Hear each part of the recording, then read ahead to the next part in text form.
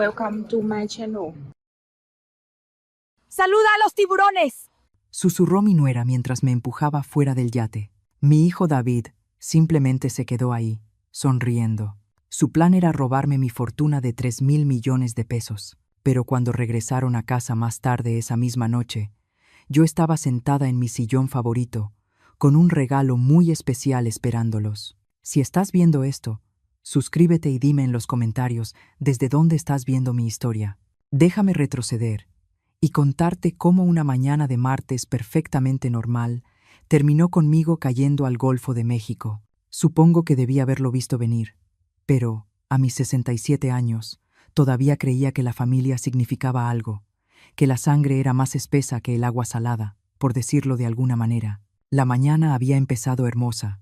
David me llamó personalmente, no a través de su asistente, lo cual debió ser mi primera señal de alerta para invitarme a lo que él llamó un crucero de celebración en su nuevo yate. «Mamá, queremos brindar por tu recuperación de la cirugía», me dijo, con una voz cálida que yo confundí con afecto genuino.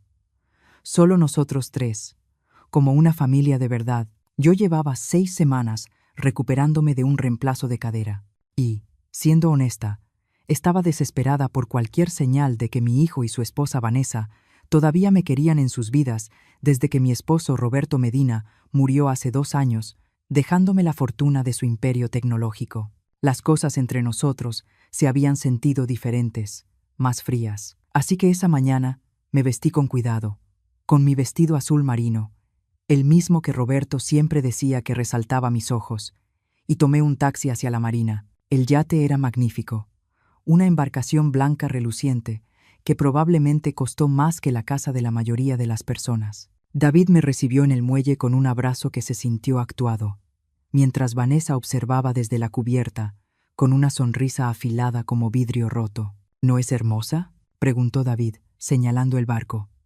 «Casi 13 metros de puro lujo. Estamos pensando llevarla al Caribe el próximo mes». Lo que no mencionó fue que la habían comprado con el dinero que yo les había dado el año anterior para invertir en la firma de consultoría de David. 3 millones de pesos que yo empezaba a sospechar que nunca habían entrado a ninguna cuenta empresarial. La primera hora fue bastante agradable. Navegamos hacia aguas tranquilas y la costa de Veracruz se iba haciendo cada vez más pequeña detrás de nosotros. Vanessa sirvió mimosas y habló de sus planes para remodelar la casa, mi antigua casa, la que había puesto a su nombre después de que Roberto murió, porque pensé que reducirme a vivir en el departamento sería más sencillo. Pero entonces, David empezó a hacer preguntas. Al principio eran casuales, sobre mi testamento, sobre los arreglos del fideicomiso, sobre si había considerado hacer cambios para simplificarles las cosas. «Es que la sucesión puede ser tan complicada», mamá, dijo David, volviendo a llenar mi copa de champaña, con un entusiasmo un poco excesivo. «Queremos asegurarnos de que todo esté bien atendido». Fue entonces cuando noté que Vanessa me estaba grabando con su teléfono, no de forma abierta, sino sosteniéndolo en ángulo mientras fingía tomarse selfies, captándome en cámara mientras bebía, mientras hablaba de asuntos financieros, construyendo algún tipo de evidencia. Las piezas encajaron con una claridad horrible, la cirugía que me había hecho. Ellos habían insistido en encargarse de todo mi papeleo después.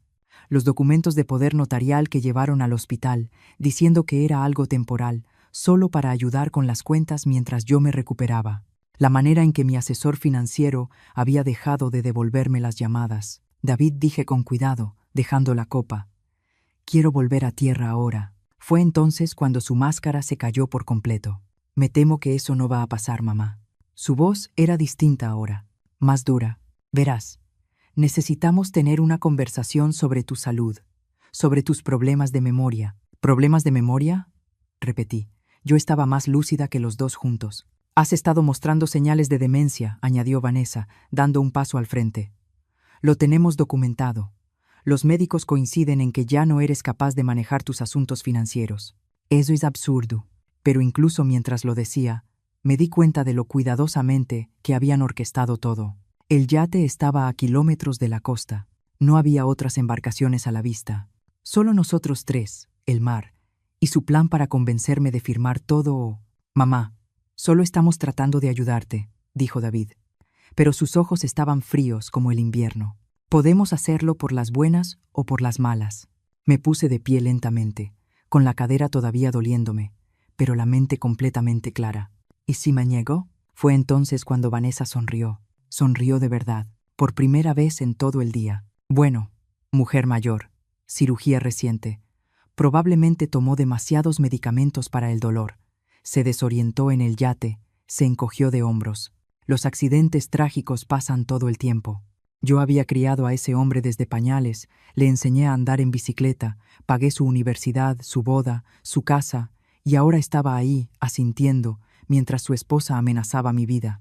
Están locos si creen que van a salirse con la suya. En realidad, mamá, lo hemos pensado con bastante cuidado. David sacó una carpeta con papeles. Tu firma aquí, transfiriéndonos todos los bienes de inmediato, por tu propia protección, y todos volvemos a casa felices. Miré los documentos, el rostro expectante de mi hijo, el teléfono de Vanessa, que seguía grabando. Luego miré el mar, inmenso y peligroso, y de algún modo menos aterrador que las dos personas que se suponía que debían amarme. Váyanse al infierno, dije. Fue entonces cuando Vanessa se colocó detrás de mí y susurró esas palabras sobre los tiburones. El empujón no fue violento. Eran demasiado inteligentes para eso. Solo un empellón repentino cuando estaba desequilibrada, mirando el agua, y caí, con todo, y mi vestido azul marino, directo al Golfo de México. Al golpear el agua, escuché a David gritar, «¡Mamá! Dios mío, mamá!». Pero también escuché la voz de Vanessa, más baja, hablando con alguien por teléfono. «Sí, vamos a necesitar que presentes la petición de emergencia a primera hora del lunes. Está claro que ya no es competente». Entonces el agua se cerró sobre mi cabeza y tuve problemas más grandes que su traición. Soy buena nadadora. Roberto y yo solíamos nadar largos todas las mañanas, pero el frío sacudió mi sistema y la ropa me estaba hundiendo. Me quité los zapatos a patadas y salí a la superficie, jadeando, justo a tiempo para ver el yate alejarse a toda velocidad. De verdad me estaban dejando ahí para morir. Fue entonces cuando vi el barco pesquero. El capitán Jacobo Morales era exactamente el tipo de hombre que se lanzaría a aguas con tiburones para salvar a una abuela que se estaba ahogando. De más de 60 años, curtido por décadas en el mar y con una brújula moral que claramente faltaba en mi propio árbol familiar. «Santo cielo, señora, ¿qué le pasó?», preguntó mientras él y su nieto adolescente Tomás me subían a bordo de su embarcación. Yo temblaba sin control, los dientes castañeteándome tan fuerte que apenas podía hablar. Jacobo me envolvió en una cobija que olía a sal y a aceite de motor, mientras Tomás encendía el motor. Mi familia, logré decir entre temblores. Ellos, el yate, los vimos salir disparados, dijo Jacobo con gesto sombrío. Ni siquiera voltearon a ver. ¿Qué clase de personas dejan a alguien flotando en medio del mar? El tipo de personas que heredan 3.000 millones de pesos si yo no estoy para impedirlo, pensé. Pero en voz alta solo dije, el tipo de personas que no son familia de verdad. Jacobo llamó por radio a la marina, Semar, mientras Tomás me ponía otra cobija encima. Aquí la Santa Lupita. Rescatamos a una mujer del agua, a unos 19 kilómetros mar adentro frente a la costa de Veracruz. Está consciente, responde, pero necesita atención médica. Espere, dije, tomando el brazo de Jacobo. Por favor, no deje que sepan que me encontró. Todavía no. Jacobo me observó con los ojos agudos de alguien que ha vivido lo suficiente como para reconocer cuando una persona huye de algo más que del agua fría. ¿Está usted en algún tipo de problema? Sí, pero no del tipo que usted está pensando. Tomé aire con dificultad.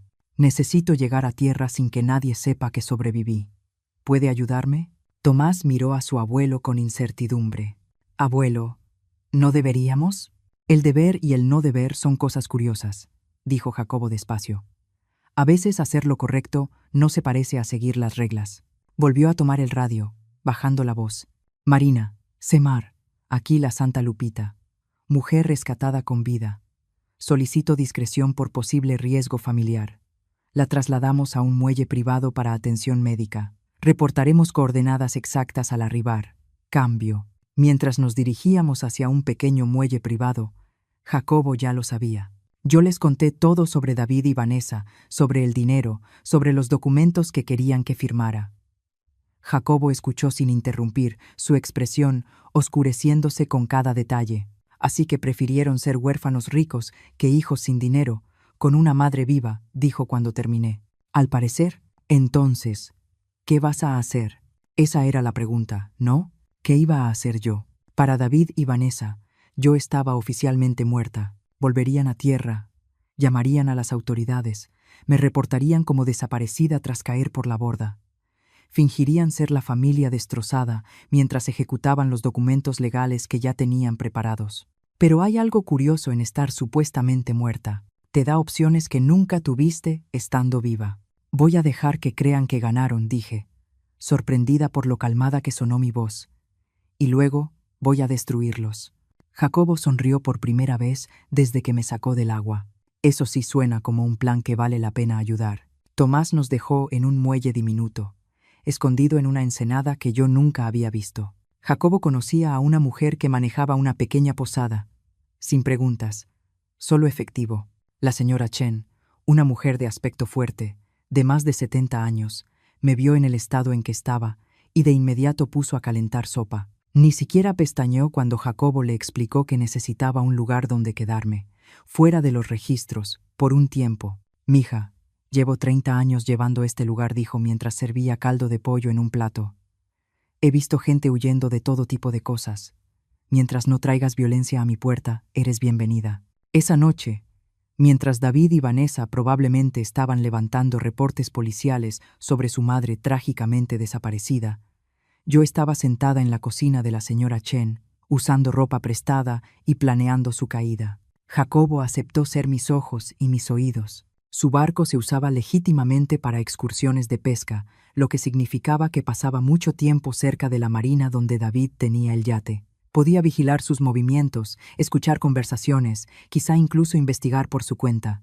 Hay algo que no entiendo, dije, tomando mi tercera taza de café. ¿Cómo pensaban hacer esto legal?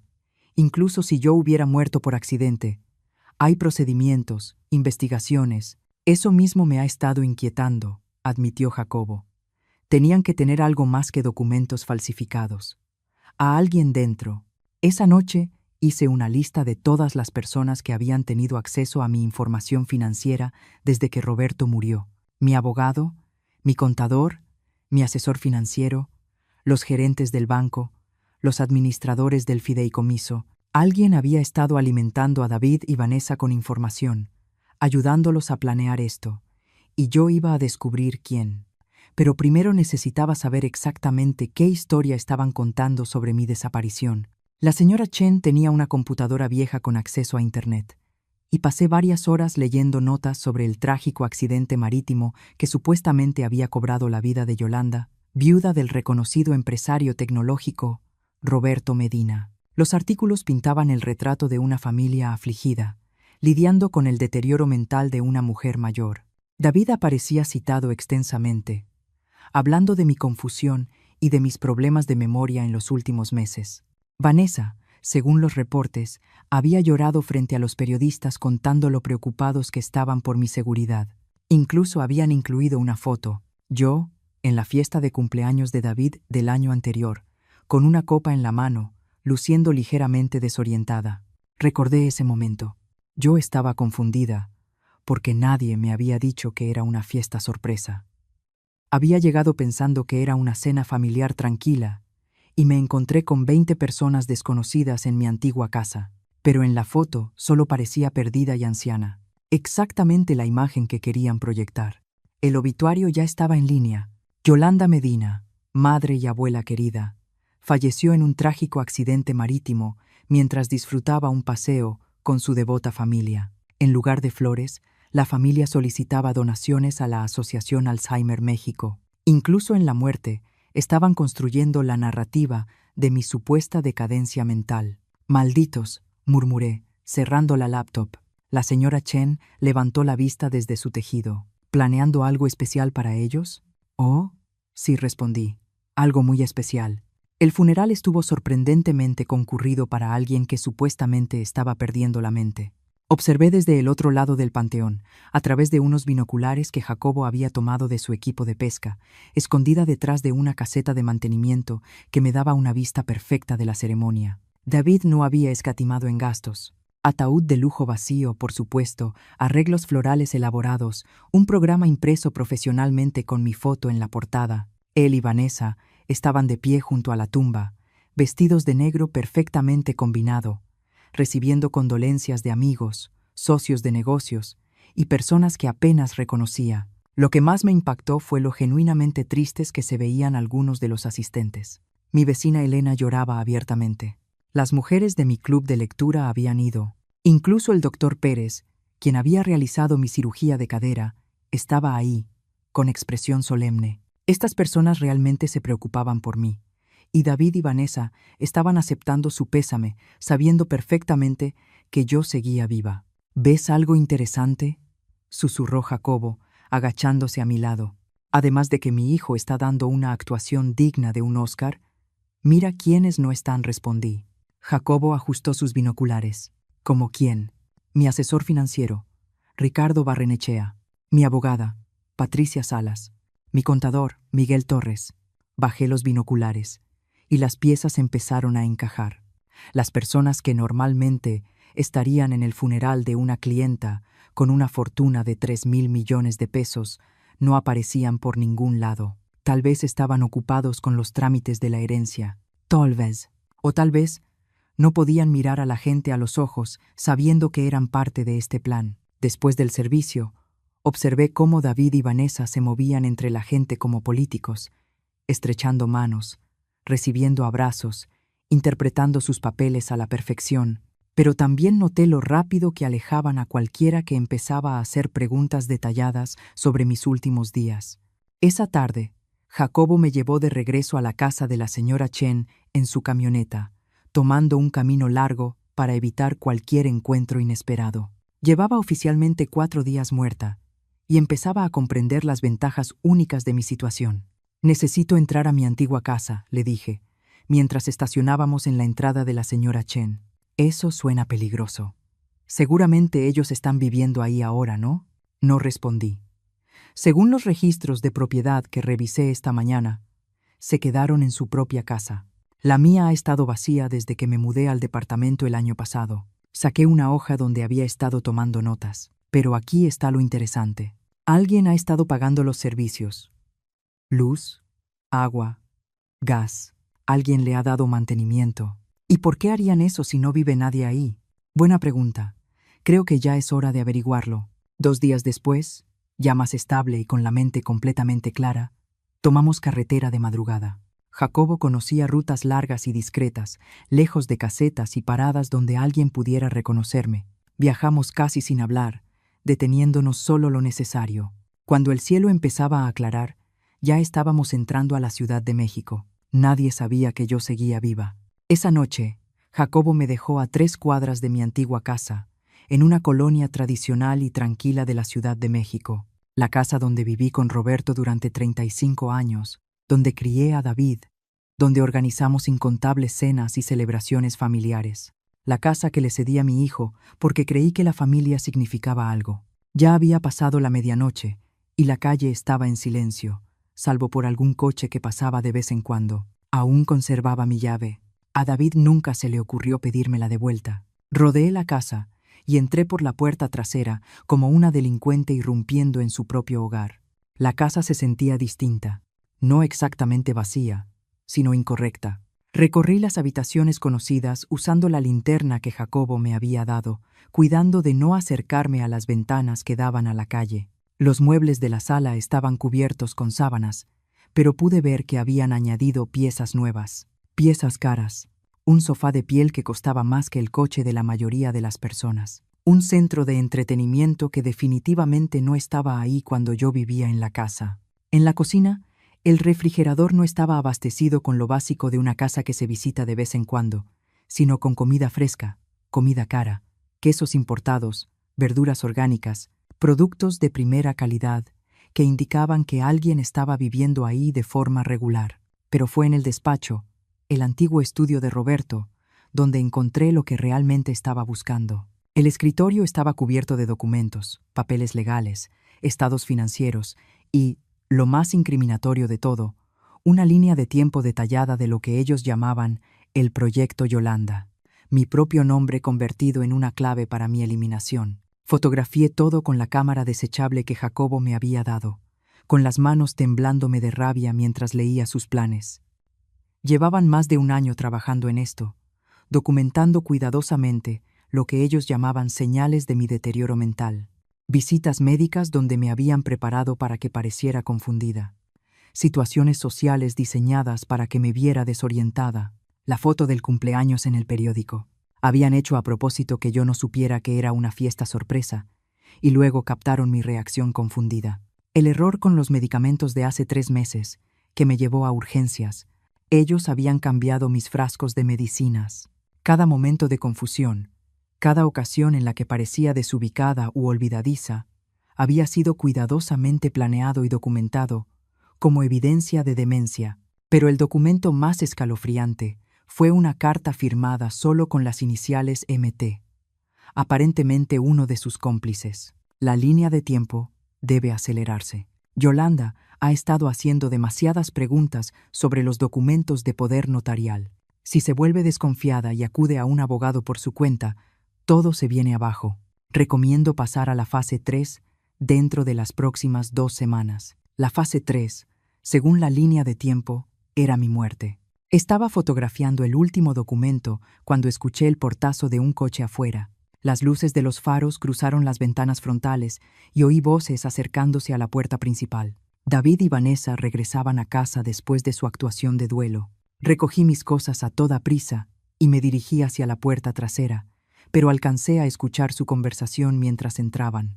¿Crees que la señora Pineda se lo creyó? Estaba llorando demasiado como para pensar con claridad. Además, ¿qué va a investigar? Mamá se cayó de un barco.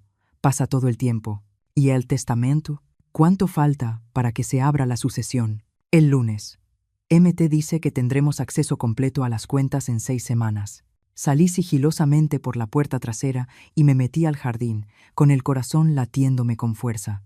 Pero cuando avancé por el costado de la casa hacia la calle, escuché algo que me dejó helada. Un bebé llorando. Había un bebé en mi antigua casa. David y Vanessa nunca habían mencionado tener un hijo, lo que significaba que había mucho más en esta historia de lo que yo había entendido. El bebé lo cambiaba todo. Agachada detrás de los rosales que yo misma había plantado hace 20 años, escuchando el llanto de un recién nacido dentro de la que alguna vez fue mi casa, comprendí que esto no era solo por mi dinero, era algo mucho más grande. Jacobo me recogió en la esquina 15 minutos después, y yo seguía temblando cuando subí a su camioneta. «Pareces haber visto un fantasma», dijo. «Peor», respondí. «He visto a mi reemplazo».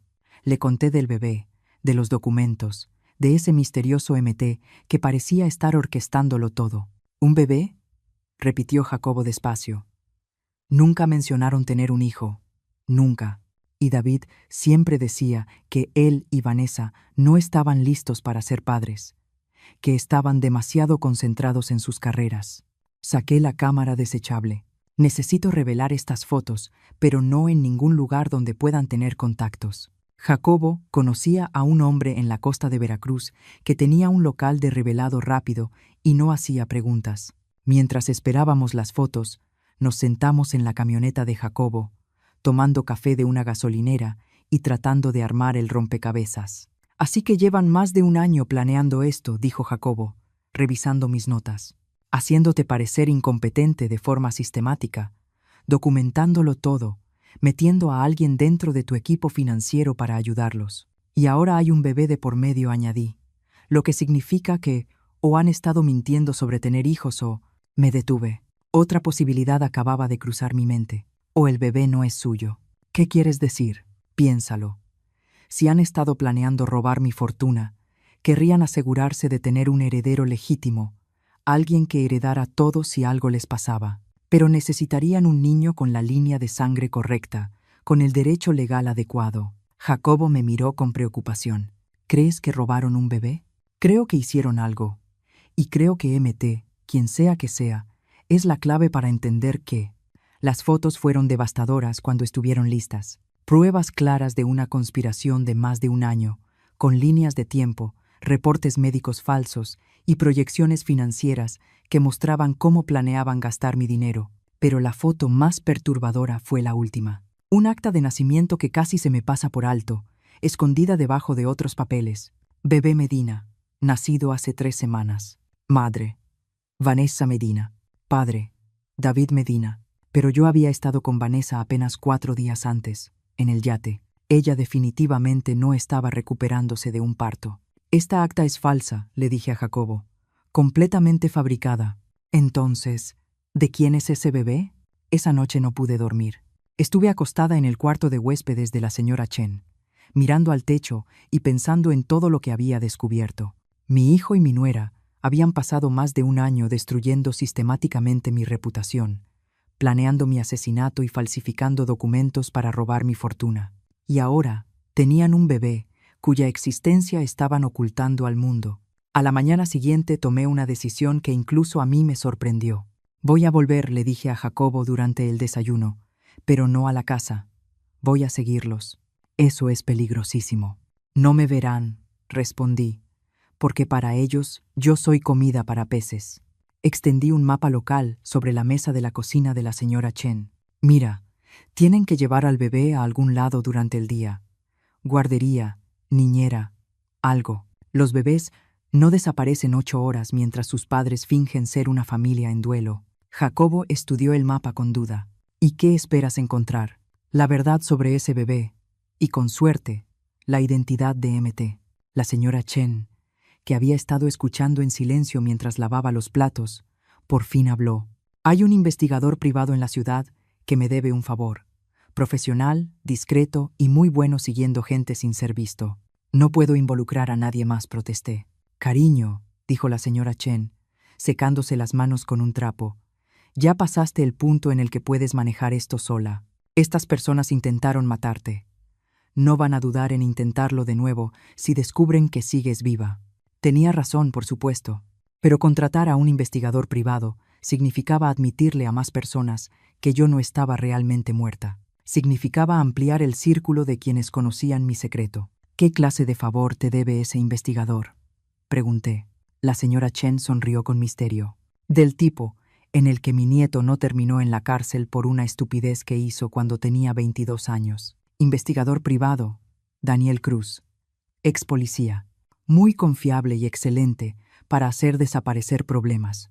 Regresamos a Veracruz esa misma noche, usando el mismo cuidado con el que habíamos salido. Para el mediodía, yo estaba sentada en la pequeña oficina de Daniel Cruz, arriba de una tortería en el centro de Veracruz, contando mi historia por 3ª vez en una semana. Daniel rondaba los 50 años, con el cabello encanecido antes de tiempo y esos ojos atentos que no se le escapaba nada. Entonces resumió cuando terminé. Quiere que siga a su hijo y a su nuera, averigüe lo del bebé misterioso e identifique a su cómplice. ¿Correcto? Así es. ¿Y con qué me va a pagar?, añadió. Porque según los periódicos, todos sus bienes están congelados mientras se abre la sucesión. Saqué un sobre que había preparado antes. Efectivo. Tenía dinero de emergencia escondido en una caja de seguridad que David no conoce. Roberto siempre insistía en que tuviéramos fondos líquidos para cualquier emergencia. Daniel contó los billetes, lo suficiente para cubrir 2 semanas de vigilancia, y asintió. Necesitaré fotos de los objetivos y cualquier dirección donde puedan estar. Le entregué todo lo que tenía, incluidas las fotografías de mi irrupción en la casa. Daniel las examinó con cuidado, poniendo especial atención en los documentos firmados por el misterioso MT. Esta letra me resulta familiar, dijo, sacando una lupa. Profesional, pero con rasgos muy distintivos. ¿Le importa si la paso por algunas bases de datos? Haga lo que necesite. Una cosa más, añadió Daniel mientras me levantaba. Si estas personas son tan peligrosas como dice, necesitamos un protocolo de seguridad. Se reporta conmigo cada 12 horas. Si no sé de usted, llevo todo a la policía. Acepté, aunque esperaba que no llegáramos a eso. Cuanta menos intervención oficial, mejor. Al menos hasta entender exactamente qué habían hecho David y Vanessa. Esa tarde regresé con la señora Chen a esperar y planear, porque ahora tenía ayuda. Ayuda real, ayuda profesional, y en menos de 24 horas iba a saber exactamente quién había intentado matarme y por qué. Daniel Cruz valía cada peso que le había pagado. Al final del segundo día, ya tenía más información sobre las actividades de David y Vanessa que la que yo había reunido en meses viviendo con ellos. Su hijo ha estado muy ocupado desde que usted murió, dijo Daniel, extendiendo fotografías sobre la mesa de la cocina de la señora Chen. Varias reuniones con abogados, 2 visitas al banco y 3 viajes distintos a una clínica médica privada fuera de la ciudad. ¿Clínica médica? Sí, clínica privada de fertilidad Santa Lucía. Muy exclusiva, muy cara y muy discreta. Daniel señaló una foto de David y Vanessa entrando a un edificio moderno de vidrio. Se especializan en acuerdos de gestación subrogada para clientes adinerados que quieren mantener privacidad. Las piezas empezaron a encajar, y la imagen que formaban me revolvió el estómago. Compraron un bebé, dije. Eso parece. Y no cualquier bebé. Solicitaron específicamente un recién nacido que pudiera pasar por hijo biológico de ellos. Según mi contacto en la clínica, los arreglos se hicieron hace 8 meses, pagados en efectivo, con instrucciones de que el acta de nacimiento estuviera preparada de antemano. La señora Chen dejó 3 tazas de café sobre la mesa y se sentó con nosotros. Entonces planearon su muerte. Compraron un bebé para heredar su fortuna y tenían a alguien dentro de su equipo financiero ayudándolos. Sobre eso dijo Daniel, sacando otra foto. Creo que ya encontré a MT. La imagen mostraba a una mujer de unos 40 años, con el cabello corto color castaño rojizo y un portafolio caro, estrechando la mano de David frente a un despacho jurídico en el centro. Me resultaba vagamente familiar, pero no lograba ubicarla. Miranda Torres, continuó Daniel, socia del despacho Torres y Asociados. Manejan planeación patrimonial para varias familias adineradas del país. Torres, repetí. Espera. Miguel Torres es mi contador. ¿Están relacionados? ¿Casados? Y aquí es donde se pone interesante, añadió Daniel. Miranda Torres ha estado construyendo discretamente una cartera de clientes de adultos mayores con grandes fortunas y relaciones familiares tensas. Se especializa en lo que ella llama planificación de transición familiar. Miré la foto y por fin caí en cuenta. La conocí hace 6 meses, en un evento de beneficencia al que David me llevó. Estaba muy interesada en mi planeación patrimonial. No dejaba de hacer preguntas sobre mis fideicomisos. Claro que sí, dijo Daniel, porque Miranda Torres tiene un modelo de negocio muy específico. Identifica clientes mayores con activos sustanciales y familias distanciadas, y luego ayuda a las familias a acelerar la herencia mediante lo que ella llama intervención compasiva. ¿Quiere decir asesinato?, dijo la señora Chen, sin rodeos. Quiero decir, aclaró Daniel, que crea marcos legales que permiten a las familias tomar control de los bienes mientras la persona mayor aún vive, usando alegatos de incompetencia, demencia o capacidad disminuida. Lo ha hecho al menos 6 veces en los últimos 3 años. Daniel extendió más fotografías. Tomas de vigilancia de Miranda Torres reuniéndose con distintas familias, entrando a varios despachos jurídicos y visitando lo que parecían ser clínicas médicas privadas. Ella dirige toda una operación. Encuentra adultos mayores adinerados con familiares codiciosos, ayuda a orquestar pruebas de deterioro mental, proporciona cobertura legal para la transferencia de bienes y se queda con una parte sustancial de la herencia. Y si la persona mayor se niega a cooperar o empieza a sospechar, ocurren accidentes, caídas por las escaleras, incidentes en el mar, sobredosis de medicamentos, siempre trágicos, siempre plausiblemente accidentales y siempre financieramente convenientes para la familia sobreviviente. Sentí náuseas. Esto no era solo por mi dinero. Era una operación sistemática dirigida contra adultos mayores vulnerables. ¿A cuántas personas ha matado que puedas probar?, pregunté. A ninguna de manera directa, respondió Daniel, pero sospecho de al menos 12 en los últimos 5 años. Es muy buena cubriendo sus huellas y solo trabaja con familias que pueden ofrecer explicaciones alternativas creíbles para las muertes de sus parientes. Tenemos que detenerla. Lo haremos. Pero primero necesitamos entender exactamente qué es lo que tu hijo y tu nuera ya pusieron en marcha. Porque según mis fuentes, ayer presentaron los documentos preliminares de la sucesión. Daniel sacó una carpeta legal. Están alegando que falleciste sin un testamento válido, lo que los convertiría en tus herederos únicos. También sostienen que cualquier documento previo de planeación patrimonial es inválido porque fue firmado cuando ya no eras mentalmente competente. Pero yo tengo testamento, dije. Uno muy específico y detallado, actualizado hace 2 años. Lo sé. Lo encontré. Daniel abrió la carpeta y sacó un documento que me resultó dolorosamente familiar. Mi testamento, con lo que parecía ser mi firma al final. Pero el contenido era completamente distinto a lo que yo recordaba haber firmado. Lo sustituyeron, susurré, recorriendo el documento falsificado con la mirada. Ese testamento dejaba todo a David, con disposiciones para cualquier hijo futuro que pudiera tener, incluido el bebé que acababan de obtener a través de la clínica de reproducción asistida. Me levanté y caminé hasta la ventana de la señora Chen, mirando hacia el mar. Una semana antes, yo era una viuda intentando mantener una relación con su única familia. Ahora era una víctima de intento de asesinato que había sobrevivido a su propia muerte, descubriendo que su hijo formaba parte de una empresa criminal dedicada a despojar a adultos mayores. «Hay algo más», dijo Daniel con cuidado. «Sobre el bebé». Me volví para mirarlo. La madre biológica era una chica de 17 años llamada Sara Colín. Había huido de Oaxaca, sin familia, sin red de apoyo. Miranda Torres la encontró en un albergue y le ofreció 1 millón de pesos para gestar un bebé para una pareja amorosa que no podía tener hijos. ¿Dónde está ella ahora? La expresión de Daniel se endureció. Según los registros médicos, murió por complicaciones durante el parto, pero hablé con una enfermera de la clínica. Recuerda a Sara, chica sana, sin factores de riesgo, embarazo normal hasta el día en que dio a luz. La implicación quedó flotando en el aire, espesa como humo. La mataron, dije. Eso creo, respondió, pero aún no puedo probarlo. Daniel reunió sus fotografías. Lo que sí puedo probar es que tu hijo y tu nuera forman parte de una organización criminal que ha estado asesinando sistemáticamente a adultos mayores para quedarse con su dinero. Y mañana por la mañana se van a reunir con Miranda Torres para finalizar la transferencia legal de tus bienes. Volví a sentarme, con la mente acelerada. ¿Dónde?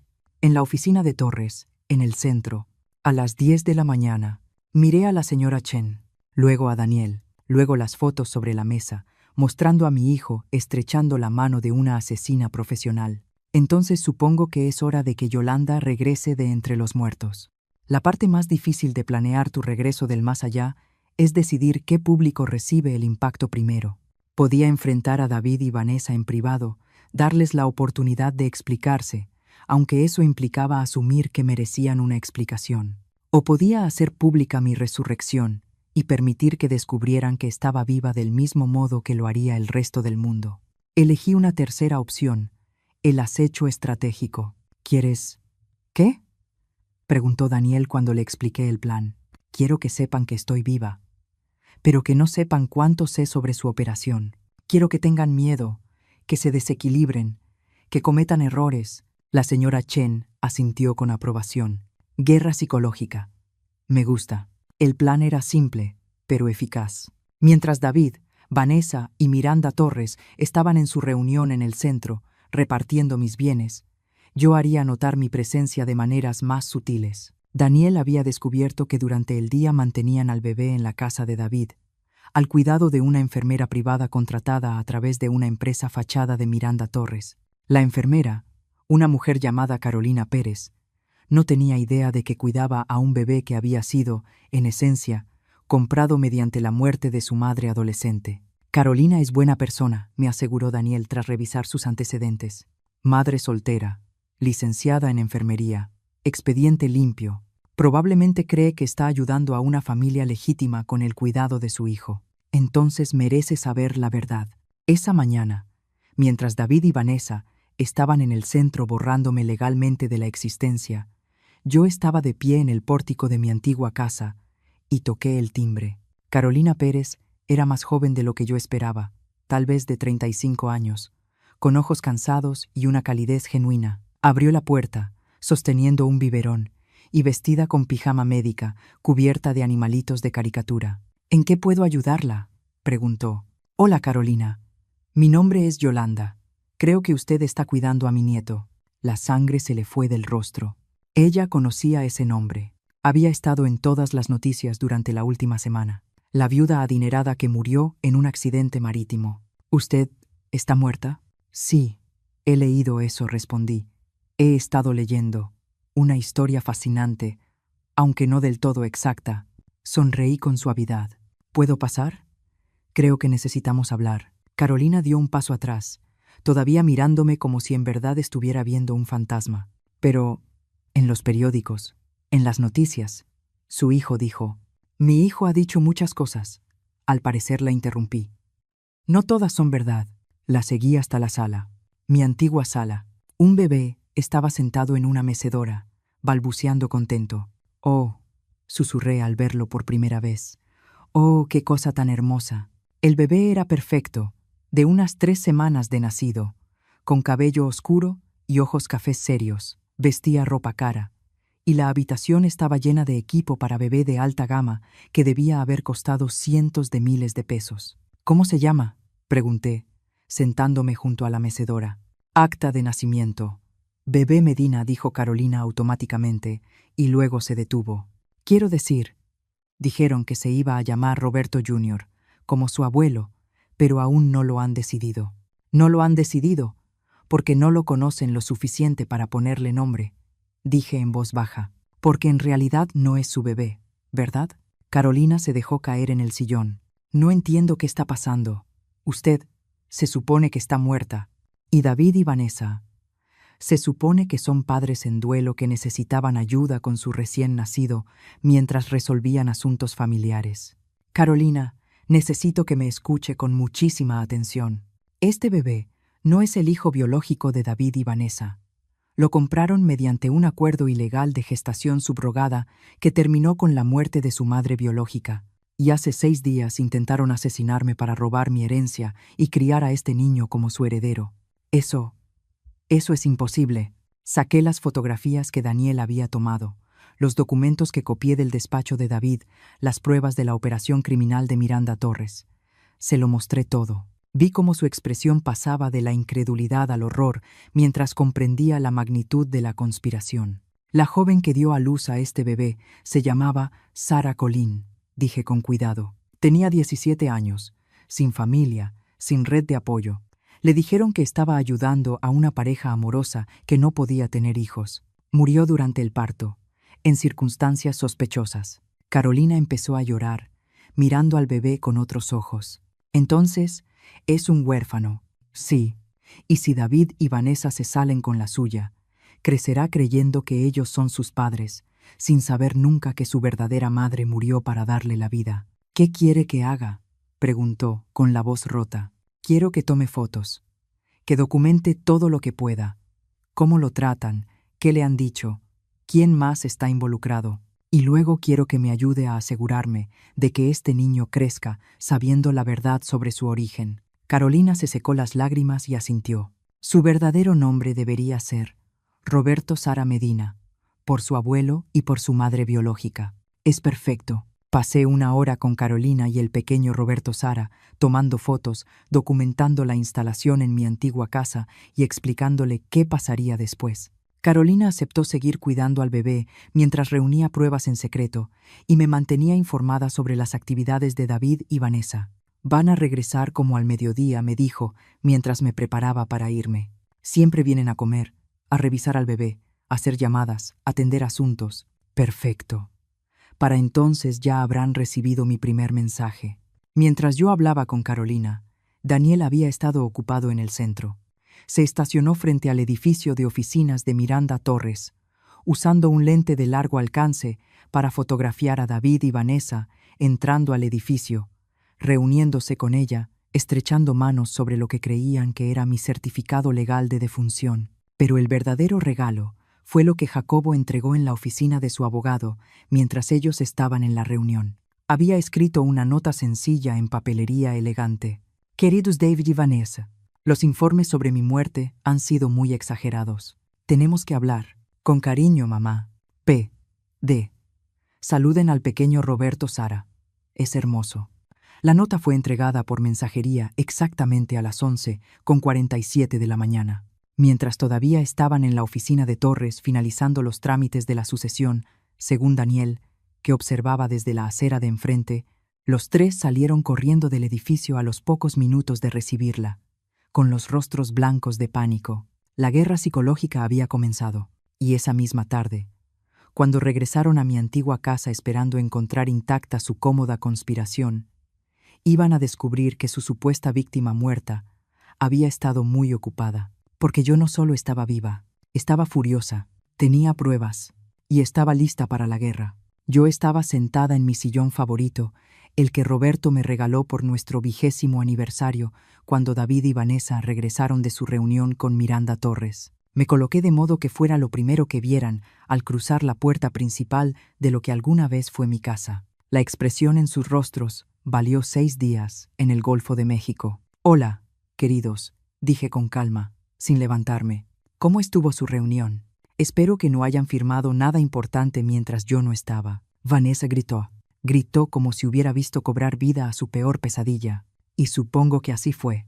David se quedó ahí, con la boca abierta, todavía sosteniendo las llaves, mirándome como si fuera a desaparecer si parpadeaba lo suficientemente fuerte. ¿Sorprendidos?, pregunté. Debo decir que los informes sobre mi muerte fueron terriblemente prematuros, aunque disfruté leer mi propio obituario. ¿Donaciones para el Alzheimer? ¿En serio? Fue un detalle muy fino. Carolina apareció desde la cocina, cargando al pequeño Roberto Sara. Había estado esperando en la parte trasera de la casa, tal como lo planeamos, lista para presenciar lo que ocurriera después. La señora Yolanda me pidió que sacara al bebé, dijo Carolina con nerviosismo. Quería conocer bien a su nieto. ¿Su nieto? Vanessa encontró su voz, aunque salió como un graznido. Carolina, esta mujer está muerta. Sí, aporté amablemente. Eso ya lo habíamos cubierto. Resulta que ahogarse es más difícil de lo que parece, especialmente cuando hay gente buena alrededor que te saca del agua. David por fin logró hablar. Mamá, pensábamos que la Marina había buscado. La Marina buscó escombros, no sobrevivientes. Curioso cómo funciona eso cuando nadie reporta oficialmente a una persona cayendo por la borda. Tomé al bebé de los brazos de Carolina, acomodándolo con cuidado. Hola, pequeño Roberto Sara. Soy tu verdadera abuela. No del tipo que intenta comprarte con dinero manchado de sangre. No se llama Roberto Sara, espetó Vanessa, recuperando parte de su compostura. Se llama como nosotros decidamos llamarlo, porque es nuestro hijo. ¿Lo es? Bajé la mirada hacia el bebé, que me observaba con esos ojos cafés serios. Dime, Vanessa, ¿cuándo exactamente diste a luz? Porque hace 4 días, en ese yate, ciertamente no parecías alguien que hubiera parido 3 semanas antes. El parto fue privado, replicó ella. Sí, estoy segura de que fue muy privado, respondí. Tan privado que la verdadera madre murió durante el parto, en circunstancias misteriosas. Levanté la vista y los miré a ambos. ¿Sabían que se llamaba Sara Colín? Tenía 17 años. Venía de Oaxaca, sin familia que hiciera preguntas cuando desapareció. El silencio en la habitación fue ensordecedor. Carolina soltó un jadeo, llevándose la mano a la boca. «Eso es imposible», dijo David, pero su voz carecía de convicción. «¿Nunca haríamos qué?», pregunté. ¿Nunca conspirar con Miranda Torres para manejar una operación ilegal de gestación? ¿Nunca destruir sistemáticamente la reputación de una mujer mayor para robarle su fortuna? ¿Nunca empujar a tu propia madre desde un yate y dejarla morir? Me puse de pie lentamente sin soltar al bebé. ¿Cuál de esas cosas exactamente es la que nunca harías, David? Vanessa se recompuso primero. Su shock se transformó en el cálculo frío que ya le había visto en el yate. Pruébalo. Puedes hacer todas las acusaciones que quieras, pero probarlas es otra cosa muy distinta. Ay, querida, dije, sonriendo por primera vez desde que entraron. De verdad no debiste decir eso. Carolina, ¿podrías llevar a Roberto Sara a su cuarto para que duerma su siesta? Le pedí, sin quitarles la vista de encima. Los adultos necesitamos tener una conversación. Cuando Carolina salió con el bebé, caminé hasta la repisa de la chimenea, donde David había colocado varias fotos familiares. Ninguna de ellas me incluía. Lo noté. Siéntense, ordené, con la voz que alguna vez dirigió toda la casa de Roberto. Los dos se sentaron, todavía aturdidos. Déjenme contarles qué he estado haciendo esta última semana, mientras ustedes planeaban mi funeral y se repartían mis bienes. Saqué una carpeta color manila de detrás del cojín del sillón. He estado investigando, aprendiendo y documentando. Extendí las fotografías que Daniel había tomado sobre la mesa de centro. David y Vanessa reuniéndose con Miranda Torres. Múltiples visitas a la clínica de reproducción asistida. Documentos financieros que mostraban pagos en efectivo por el bebé. Esta es Miranda Torres, dije, señalando una foto. Se especializa en ayudar a familias como ustedes a acelerar sus herencias mediante lo que ella llama intervención compasiva. En español claro, ayuda a parientes codiciosos a matar adultos mayores por su dinero. Eso es ridículo, dijo Vanessa, aunque miraba las fotos con creciente alarma. ¿Lo es? Continué. Tengo documentación de al menos 6 casos más en los que Miranda Torres proporcionó cobertura legal a familias que querían ver muertos a sus parientes mayores. 6 familias distintas con accidentes convenientes después de supuestos signos de deterioro mental que luego se comprobó que habían sido inducidos. Saqué otro conjunto de documentos, como el caso de Elena Salgado, 73 años, que cayó por las escaleras de su propia casa 3 semanas después de que su hijo empezara a agregar sedantes a su té nocturno. El hijo heredó 40 millones de pesos. David estaba pálido. Mamá, te estás asustando con teorías de conspiración. O el caso de Carlos Benítez, 68 años, que murió en un accidente automovilístico después de que su hija convenciera a su médico de ajustar su medicación. Ella heredó 80 millones de pesos. Lo miré directamente. Estas no son teorías, hijo. Son asesinatos. Y tú eres parte de la misma operación. Nunca matamos a nadie, dijo Vanessa con rapidez. Incluso si lo que dices de esa tal Torres fuera cierto, nosotros nunca lastimamos a nadie. ¿De verdad? Pregunté. ¿Y Sara Colín? Silencio. ¿Y la joven de 17 años cuyo bebé compraron? ¿La chica que murió durante el parto, en circunstancias sospechosas? ¿La chica cuya muerte les dio la coartada perfecta para justificar heredar mi fortuna? Eso no sabíamos, empezó David, y se detuvo. ¿No sabían que Miranda Torres manejaba un mercado negro de bebés usando adolescentes vulnerables? ¿No sabían que esas chicas casualmente morían durante el parto? ¿No sabían que eran cómplices de homicidio? Saqué otro documento. El acta de defunción de Sara, dije, que Daniel obtuvo a través de sus contactos. Sara Colín murió por lo que el médico forense llamó paro cardíaco inesperado durante el parto. Pero, según la enfermera que estuvo presente, Sara estaba sana, era joven y no mostraba ninguna señal de angustia hasta el momento exacto en que dejó de respirar. Carolina había regresado y estaba de pie en el marco de la puerta, escuchándolo todo. La misma enfermera continué, que le dijo a mi investigador que Miranda Torres estuvo presente durante el parto y que ella misma administró lo que afirmó ser un medicamento rutinario apenas unos minutos antes de que Sara entrara en paro cardíaco. ¿Tu investigador?, preguntó David con voz débil. Oh, sí. De verdad pensaron que estaba manejando esto sola. Tengo un investigador privado, fotos de vigilancia, registros financieros, documentos médicos y testimonios de múltiples fuentes. Sonreí con frialdad. Y además, tengo algo más que creo que les va a parecer interesante. Caminé hasta lo que antes era el escritorio de Roberto y abrí el cajón superior, sacando una pequeña grabadora digital. He estado grabando toda esta conversación. Cada palabra que han dicho, cada admisión, cada pieza de evidencia que han confirmado. Levanté la grabadora. ¿Sabían que, según la ley, basta con que una de las partes consienta la grabación de una conversación? Y dado que esto ocurre en lo que fue mi casa, creo que califico perfectamente como parte consentidora. Vanessa se puso de pie de un salto. No puedes usar eso en un juicio. Eso es una trampa o algo así. En realidad, respondí, es evidencia. Evidencia de conspiración, fraude y complicidad en homicidio. Evidencia que los puede mandar a prisión por muchísimo tiempo. David por fin encontró su voz. ¿Qué quieres? ¿Qué quiero? Solté una carcajada que no tuvo nada de agradable.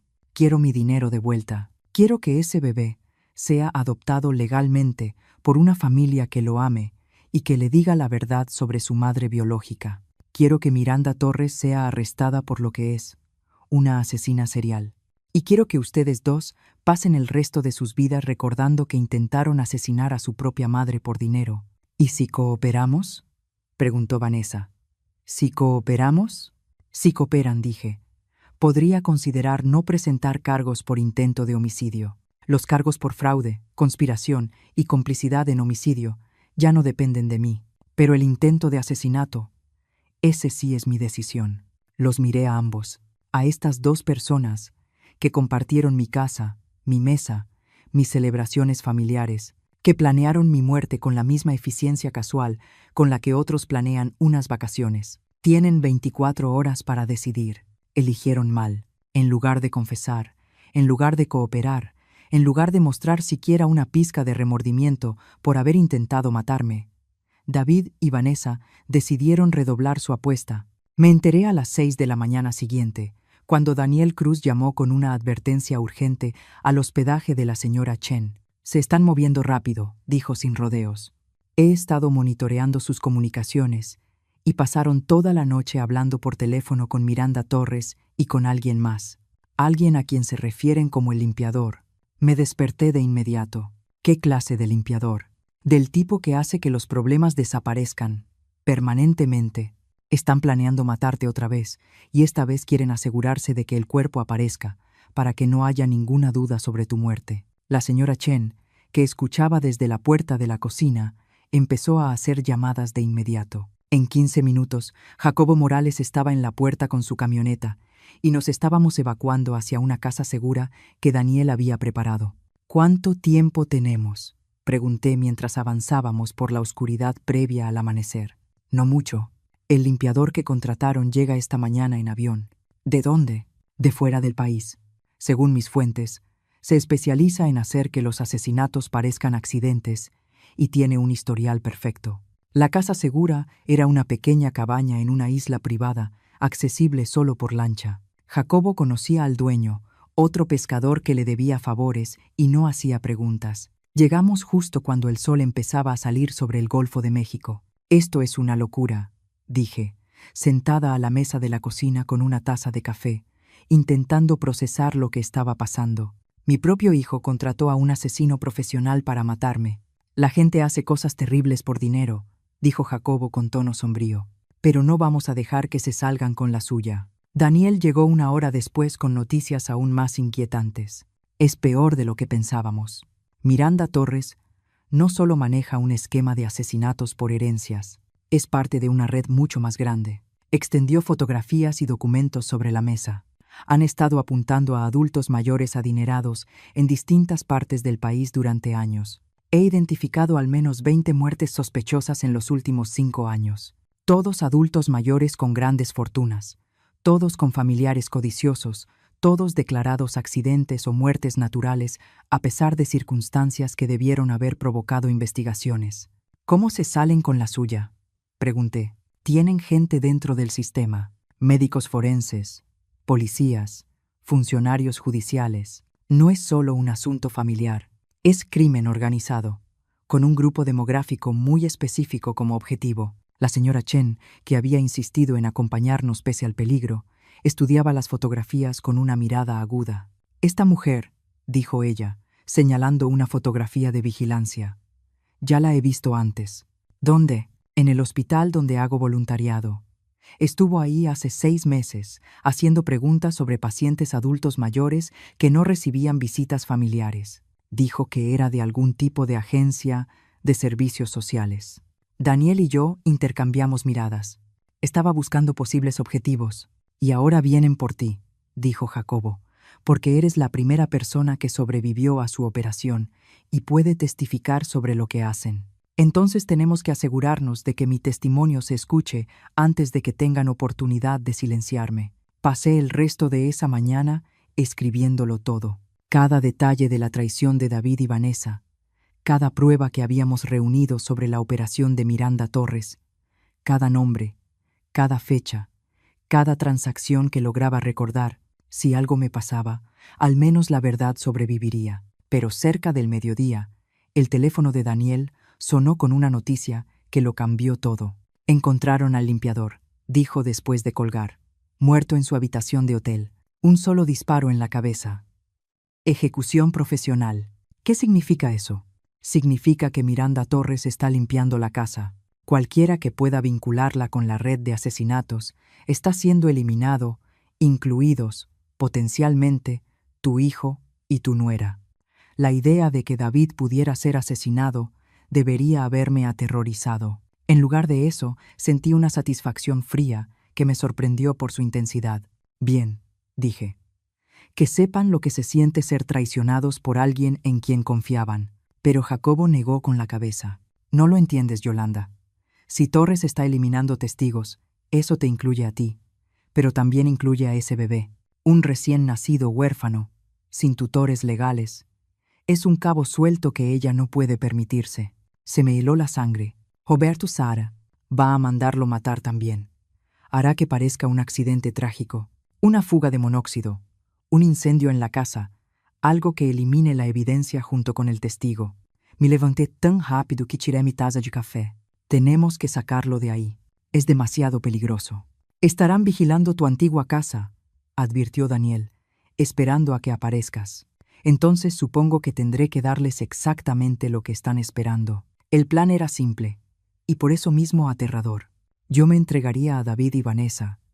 Dejaría que pensaran que habían ganado y confiaría en que Daniel y Jacobo estarían en posición para rescatarnos a mí y al pequeño Roberto Sara cuando Miranda Torres apareciera para limpiar. Este es el plan más estúpido que he escuchado en mi vida, dijo la señora Chen mientras nos preparábamos para regresar al continente. Es la única forma de salvar a ese bebé, respondí, revisando los dispositivos de grabación ocultos que Daniel me había dado y de reunir pruebas suficientes para acabar con toda la operación de Torres. Daniel había estado monitoreando las comunicaciones toda la mañana. Miranda Torres venía en camino, planeando llegar a mi antigua casa al anochecer. A David y Vanessa se les había indicado que me mantuvieran ahí con vida, para que Torres pudiera interrogarme sobre lo que sabía antes de organizar mi accidente final. «Creen que voy a intercambiar mi vida por el bebé», le dije a Jacobo, mientras su lancha se acercaba al muelle. «No tienen idea de que llevo días planeando esto. Los dispositivos de grabación estaban ocultos por toda mi antigua casa, colocados por Carolina Pérez, mientras David y Vanessa estaban fuera haciendo arreglos con Torres. Carolina también había colocado cámaras en puntos estratégicos y se escondería en el sótano con Roberto Sara, lista para escapar por la antigua entrada de servicio si algo salía mal. «¿Estás segura de esto?», preguntó Jacobo al llegar al muelle. «Estoy segura de que, si no lo hago, un bebé inocente va a morir por la codicia de mi propio hijo. Y con eso no puedo vivir». Caminé hasta la puerta principal de mi antigua casa, exactamente a las 6 en punto. Tal como se acordó, David abrió, demacrado y asustado. «Mamá», dijo, y por un instante escuché en su voz al niño que había criado, amado y por el que me había sacrificado. «Hola, David. Estoy aquí, como prometí». Vanessa caminaba de un lado a otro en la sala, su compostura habitual completamente destruida. «Va a llegar pronto», dijo sin mirarme. «Miranda Torres. Quiere hablar contigo». «Estoy segura de que sí». «Mamá», empezó David, y se detuvo. «Nunca quise que esto llegara tan lejos». «Pero dejaste que llegara», respondí con calma. «Dejaste que llegara tan lejos, porque 3.000 millones de pesos valían más para ti que la vida de tu madre». No pudo sostenerme la mirada. Miranda Torres llegó puntualmente a las 7 en punto. Era más pequeña de lo que esperaba, una mujer pulcra y profesional, que bien podría haber sido la contadora o la abogada de cualquiera. «Señora Yolanda», dijo con una sonrisa cortés, extendiendo la mano como si estuviéramos en un cóctel. «Me alegra mucho que haya sobrevivido a su accidente en el mar. Tenemos mucho de qué hablar». «Estoy segura de que sí». Se sentó frente a mí, en lo que antes había sido mi propia sala, abrió un portafolio de piel y comenzó a hablar como si estuviéramos negociando un contrato empresarial. «Ha causado bastantes problemas a mis clientes», dijo. «David y Vanessa siguieron mis instrucciones al pie de la letra. Y aún así, aquí está usted, muy viva y aparentemente bien informada sobre asuntos que no le incumben. El asesinato sí me incumbe, respondí, sobre todo cuando se trata del mío. Prefiero pensar en lo que hacemos como una aceleración de la planeación patrimonial, dijo con una sonrisa fría, ayudando a las familias a acceder a herencias que, de otro modo, quedarían atrapadas durante años en largos procesos sucesorios. ¿Y las personas mayores que usted mata?, pregunté. ¿Qué servicio les brinda a ellas? Paz respondió, el fin de la confusión y el miedo que acompañan al deterioro cognitivo relacionado con la edad. Una muerte digna que permite a sus familias recordarlos como eran, no como se convierten. La miré fijamente, asombrada por su capacidad para racionalizar el asesinato en masa. ¿Cuántos? ¿Cuántos qué? ¿Cuántas personas ha matado? Consultó su portafolio, como si revisara una agenda. En los últimos 5 años, mis clientes y yo hemos resuelto con éxito 37 casos que involucraban a adultos mayores, cuya existencia continuada estaba creando dificultades financieras y emocionales para sus familias. 37 asesinatos. Los confesaba como si fueran declaraciones fiscales. ¿Y planea convertirme en el número 38? Oh, señora Yolanda, me temo que usted será el número 39, respondió. Tuvimos que resolver otro asunto más temprano hoy, un caballero que se estaba volviendo demasiado curioso sobre nuestras operaciones. Sonrió. Pero sí. Lamentablemente usted necesitará tener otro accidente, uno más definitivo esta vez. Y el bebé. Una trágica fuga de monóxido de carbono. Estas casas antiguas, ya sabe, los sistemas de calefacción defectuosos pueden ser muy peligrosos. Miré a David y Vanessa, sentados en el sofá como maniquíes, completamente paralizados. ¿Esto es lo que querían?, les pregunté. ¿No solo mi muerte, sino también la de un bebé inocente? Ninguno respondió. El bebé es un cabo suelto, continuó Torres con total frialdad. Su existencia complica la estructura de la herencia y sus orígenes plantean demasiadas preguntas. Es mucho más sencillo eliminarlo ahora y afirmar que David y Vanessa son trágicamente incapaces de tener hijos y necesitan el apoyo emocional que solo una gran fortuna puede proporcionar. Fue entonces cuando sonreí por primera vez desde que había llegado. Señora Torres, dije con amabilidad, creo que hay algo que debería saber. ¿Y qué es eso? Está usted arrestada. Los agentes de la Fiscalía General de la República entraron por todas las vías al mismo tiempo, la puerta principal, la trasera, el sótano e incluso por las ventanas. Habían estado escuchando cada palabra que Miranda Torres había dicho, grabando su confesión de 37 asesinatos y sus planes para cometer 2 más. Miranda Torres, anunció la agente Sara Chacón. Queda usted arrestada por conspiración para cometer homicidio, fraude electrónico, abuso de personas adultas mayores y delincuencia organizada. Torres intentó huir. Corrió hacia la cocina, probablemente con la esperanza de escapar por la puerta trasera. Avanzó apenas 2 metros antes de que 3 agentes la derribaran contra el piso de madera de lo que antes había sido mi casa. David y Vanessa permanecieron sentados, en estado de shock, mientras la agente Chacón les leía sus derechos. Yolanda, dijo la agente Chacón, volviéndose hacia mí con una leve sonrisa. Eso fue extremadamente peligroso y extraordinariamente bien ejecutado. Resultó que Daniel Cruz no era solo un investigador privado. Había sido agente federal, trabajando encubierto para investigar la red de abuso y asesinato de adultos mayores que Miranda Torres había estado operando. Mi caso había sido la oportunidad perfecta para lograr que Torres confesara en audio toda su operación.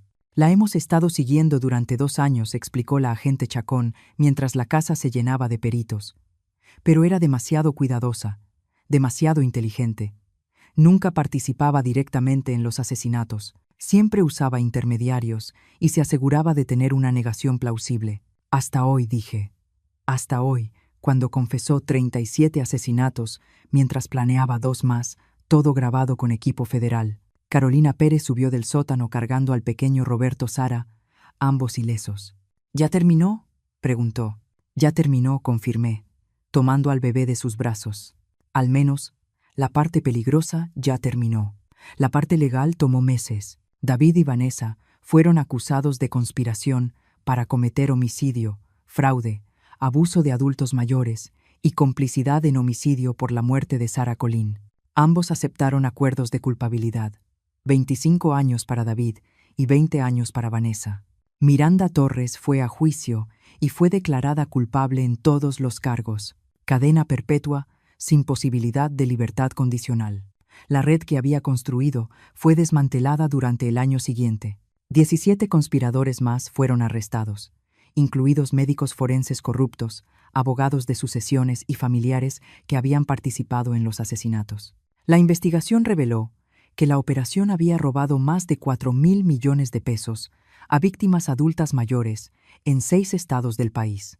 Pero el resultado más importante fue Roberto Sara. Lo adopté legalmente con el pleno respaldo del sistema judicial y de la familia extendida de Sarah Colleen, que fue localizada viviendo en Tijuana, Baja California. Estaban agradecidos de que alguien estuviera dispuesto a criar al hijo de Sarah y a decirle la verdad sobre su valiente madre joven, que había intentado darle una vida mejor. Su nombre verdadero es Roberto Sara Medina, expliqué ante la jueza de lo familiar. Roberto, por su abuelo, Sara, por su madre biológica, y Medina, porque esa es su historia y su origen. La jueza, una mujer de más de 60 años que había seguido el caso de cerca, sonrió. Creo que Sarah Colleen estaría orgullosa de cómo terminó su historia. Ahora tengo 72 años, 5 años después, y Roberto Sara es un niño extraordinario que sabe exactamente quién es y de dónde viene. Sabe que su madre biológica fue una adolescente valiente llamada Sara, que quería que él tuviera una buena vida. Sabe que su padre adoptivo y su madrastra intentaron usarlo en un plan que le costó la vida a Sara. Y sabe que, a veces, las personas que se supone que más deberían amarte son de quienes tienes que protegerte. La señora Chen sigue administrando su casa de huéspedes, aunque ahora también trabaja como consultora, ayudando a otros adultos mayores que sospechan que sus familias quizá no buscan su bienestar. Jacobo Morales sigue con sus viajes de pesca, pero también se ha convertido en una especie de leyenda local por rescatar abuelas moribundas del mar. Y Daniel Cruz, el agente Cruz, sigue trabajando para la fiscalía, pero me manda tarjetas de Navidad todos los años con fotos de otros adultos mayores cuyas vidas ayudó a salvar. En cuanto a David y Vanessa, siguen en prisión.